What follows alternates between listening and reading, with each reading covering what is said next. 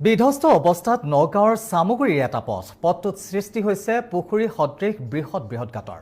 পথটোৱে সংযোগ কৰিছে চাপানালা, কাঠালগুৰি, উদমাৰী, নৈবাগিচা, ৰঙামাটি, হালনা আদি কেইবাখনো গাঁও। কিন্তু বৰ্তমান সময়ত এই বিধ্বস্ত পথটোৰ বাবে যাতায়াতৰ বাবে সমস্যাৰ সন্মুখীন হৈ আহিছে অঞ্চলটোৰ ৰাইজে।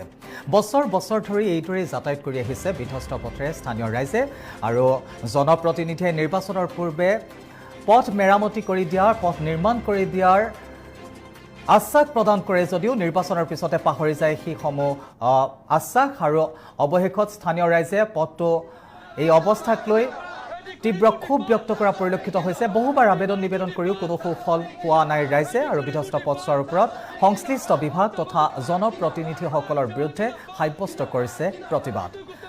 আমি দৃশ্যাংশ দেখুৱাইছো কেইবাখনো গাঁও সংযোগ কৰা এই পথছোৱাৰ বিধ্বস্ত ৰূপৰ বাবে এতিয়া যাতায়াতৰ বাবে ব্যাপক সমস্যাৰ সন্মুখীন হৈছে অঞ্চলটোৰ ৰাইজে আৰু দীৰ্ঘদিনৰ পৰা পথছোৱা মেৰামতিৰ বাবে আবেদন নিবেদন জনাই আহিছে যদিও প্ৰশাসনে কোনো ধৰণৰ ব্যৱস্থা গ্ৰহণ নকৰাৰ অভিযোগ উত্থাপন কৰিছে এইসকল ৰাইজে।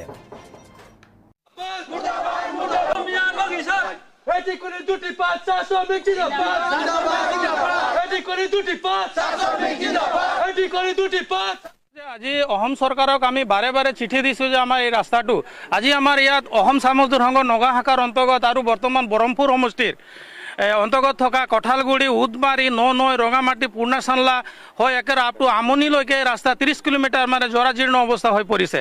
আজি ডাম্পাৰত যেনেকুৱা ধৰণৰ শিল কঢ়িয়াই ল'ব লাগে ইয়াতকৈ অধিক মানে 30-40 টন শিল কঢ়িয়াই লৈ পেলাই আজি এই ৰাস্তাখন একেবাৰে দুৰৱস্থা কৰিছে, যাৰ ফলত আমি আজি ইমান এই অঞ্চলৰ ৰাইজে প্ৰত্যেকটা পদক্ষেপতে আমি ভুক্তভোগী হ'ব লগা হৈ আছে। চৰকাৰে একফালে কৈ আছে যে আমাক সবকা সাথ সবকা বিকাশ, কিন্তু আমি চৰকাৰৰ ফালৰ পৰা না সাথ পাইছোঁ না বিকাশ হৈছে। আজি আমি ইমান কষ্ট ভুগিব লগা হৈছে। আমি নিজৰ ল'ৰা ছোৱালীক কষ্ট কৰি পঢ়াই আছোঁ কিন্তু আজিলৈকে ৰাস্তাটোৰ কাৰণে আমাৰ এই ল'ৰা ছোৱালীকেইটা স্কুল বন্ধ হ'ব লগা হৈ আছে আৰু আমাৰ যিকেইটা পেচেণ্ট এম্বুলেন্স অহা যোৱা ৰাস্তাতে এম্বুলেন্সতে মৃত্যু কৰিব লগা হৈ আছে।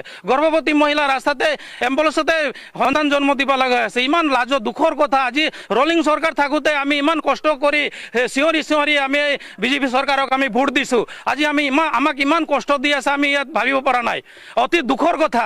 আমি আগন্তুক দিনবোৰত আমাৰ 26ত নিৰ্বাচন আহি আছে বিধানসভাৰ।